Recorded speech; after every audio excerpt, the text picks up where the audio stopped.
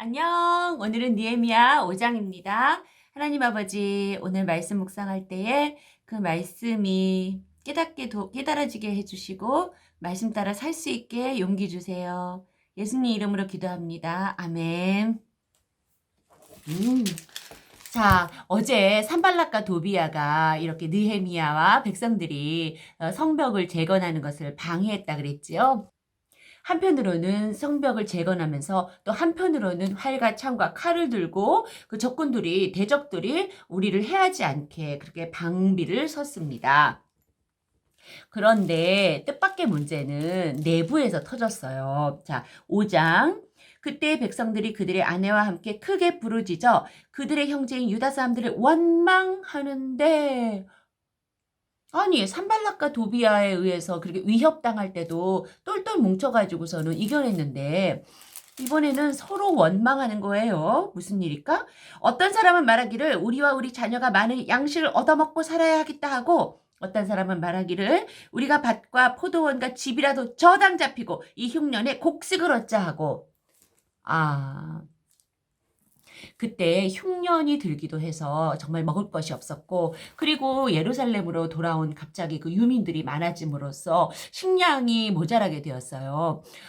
그러자 이 사람들은 당장 먹을 게 없으니까, 그리고 거기다가 성벽을 재건하는 일에 사실상 다 같이 거기 가서 일을 하고 있었잖아요. 그러면은 먹을 것을 위해서 일할 수 있는 그런 노동력이 부족하였고, 그렇기 때문에 이 사람들이 특히 예루살렘으로 돌아온 돈 없는 사람들이 큰 고난에 빠졌어요.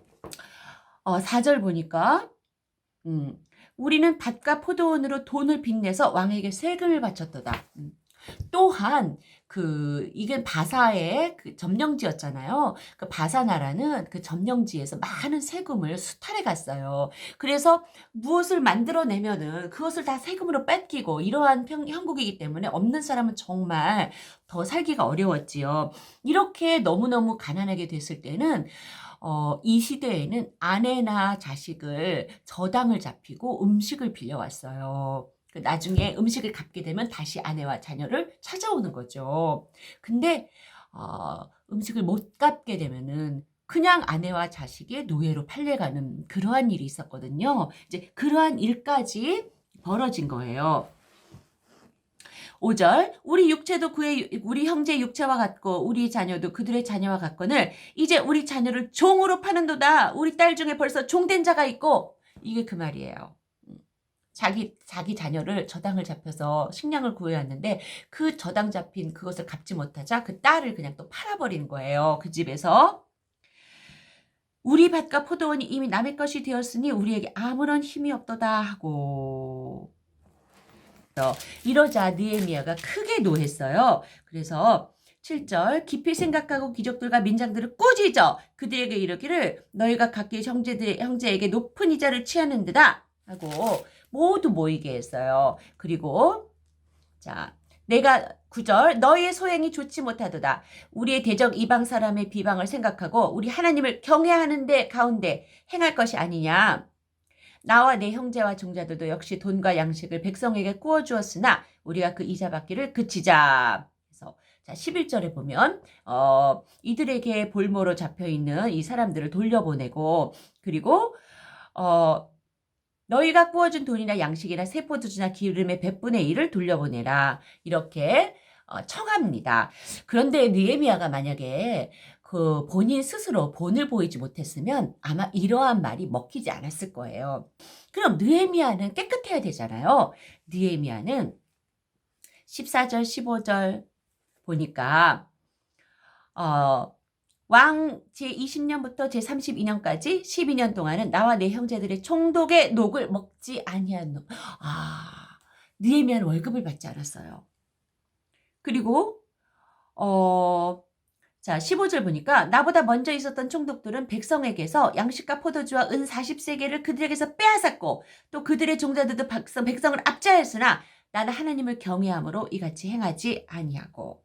이 당시 월급은요, 지금은 돈이 이렇게 나오지만 이 당시 월급, 특히 이렇게 그 지배지 속국에 가서 거기서 총독 일을 하는 그러한 사람은요, 자기가 맡은 그 점령지 거기서 세금을 걷어들여서 거기서 일정 부분을 자기 월급으로 쓰게 돼 있어요. 그러니까 사실 걷는 사람 마음이죠. 만약에 은 뭐 10세겔만 걷어야 된다면 뭐 40세겔 걷어들이고 자기 맘대로 세금의 제한권이 있었어요. 예수님 시대 때 삭개오 기억나요? 삭개오가 일본 사람이 아니란다 얘들아. 삭개오가 그래 세리장 삭개오. 삭개오가 예수님을 보려고 뽕나무에 올라갔다가 예수님이 삭개오야 내려오너라 오늘 내가 네 집에 거하여야겠다 이래서 삭개오의 집에 가잖아요. 그러자 삭개오가 주님 제가 남에게 토색한 것이 있으면 그것에 4배로 갚겠습니다 하면서 이렇게 얘기를 하죠. 예수님 앞에서. 자 이럴 때 왜 세리장이 그렇게 못된 사람으로 당시 있었냐면 세리장은 세금을 거두는 사람인데 그 세금이 정해진 세금이 있는데 그 정해진 세금은 로마에 납부하는 세금이었어요. 로마에 납부하는 세금이 예를 들어서 100원이다. 그러면 내가 100원을 걷어도 되지만 아니면 1000원을 걷어도 돼. 10,000원을 걷어도 돼. 세금을 그렇게 많이 걷어서 100원만 내고 나머지는 자기가 in my pocket. 자기가 갖는 거죠. 그러니까 이런 구조예요. 그러니까 총독도 마찬가지로 총독이 바사국으로부터 월급을 받지 않았다는 것은 그 월급이 뭐냐면 내가 수탈해서 내가 걷어들여서 거기서 내가 써야 되는 그런 거였어요. 그래서 받지 않았다는 그런 말입니다. 이렇게 느헤미야는 모든 면에서 본을 보였습니다. 자, 그리고 19절 내 하나님이여 내가 이 백성을 위하여 행한 모든 일을 기억하사 내게 은혜를 베푸시옵소서. 아멘. 함께 생각하기. 하나님의 일을 하는데도 여전히 가난할 수 있다. 네, 여기 있는 사람들이 성벽 재건이라는 주님의 일을 하잖아요. 주님의 일을 하느라고 자기가 자기의 경제활동을 못했어요. 그랬다면 하늘에서만 만나가 내려지고 막 먹을 게 막 내려져가지고서는 아무 걱정 없이 해야 되는데 세상에 만나는 그 출애굽할 때 그때 딱 내리고 안 내려요. 주님의 일, 선한 일을 함에도 가난할 수 있어요. 예수님도 가난에 대해서는 이 가난한 사람들은 옛날에도 있었고 지금도 있었고 앞으로도 계속 있을 거야. 이렇게 말씀을 하셨거든요. 이 가난의 문제. 우리가 하나님의 좋은 일을 하면서도 가난할 수 있어요. 그럴 때 우리가 가난한 사람 우리의 형제로 서로 돌보고 그 사람들을 배려하고 도와주고 이러한 일을 멈추지 않아야 돼요. 15절에 나는 하나님을 경외함으로 이같이 행하지 아니하고 나는 하나님을 경외함으로 나는 하나님을 경외함으로 느헤미야 행동의 동기는 느헤미야 행동의 동기와 목적은 하나님을 경외함에 있었어요. 내가 죄를 짓지 않는 것 이것은 하나님을 경외하기 때문이에요. 여러분 있잖아 저도 무슨 일을 할 때 이렇게까지 해야 돼. 남들도 모르는데 이렇게까지 정직해야 돼. 뭐 이런 마음이 들 때가 있잖아요. 그렇죠? 선생님은 솔직히 하나님 때문에 포기하고 정직하고 했던 것도 있지만 안 그랬던 적도 좀 많이 있어요. 이제부터는 하나님을 경외하는 마음으로 매사에 정직하고 하나님을 경외하는 마음으로 해야겠다 하는 생각이 들었습니다. 여러분도 세상에서 어떤 일을 할 때 선한 일을 할 때 그 기준은 하나님을 경외함으로 해요. 하나님을 경외하기 때문에 그렇게 하는 거예요. 네. 이 형제들을 노예로 팔 수도 있죠.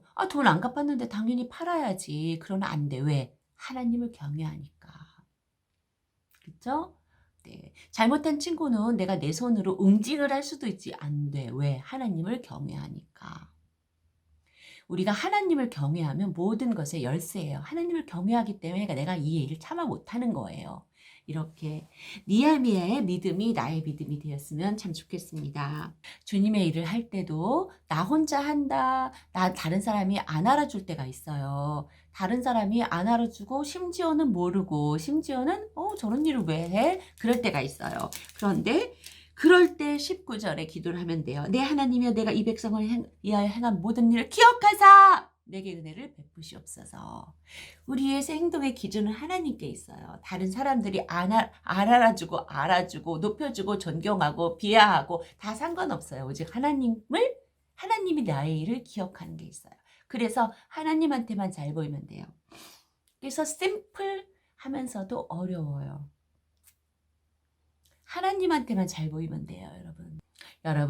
여러분 이렇게 어렵게 큐티를 하잖아요. 근데 큐티 한다고 누가 오 대단하다. 칭찬 안 해요. 그쵸? 혹시 인제 엄마가 예수님을 잘 믿는 그런 분이라면 엄마가 칭찬할 수도 있죠. 그러나 그 칭찬 날마다 할 수 없어요. 그리고 엄마의 칭찬에 의해서 무슨 일을 한다면 그 일을 쪼끔 하다가 말게 돼요.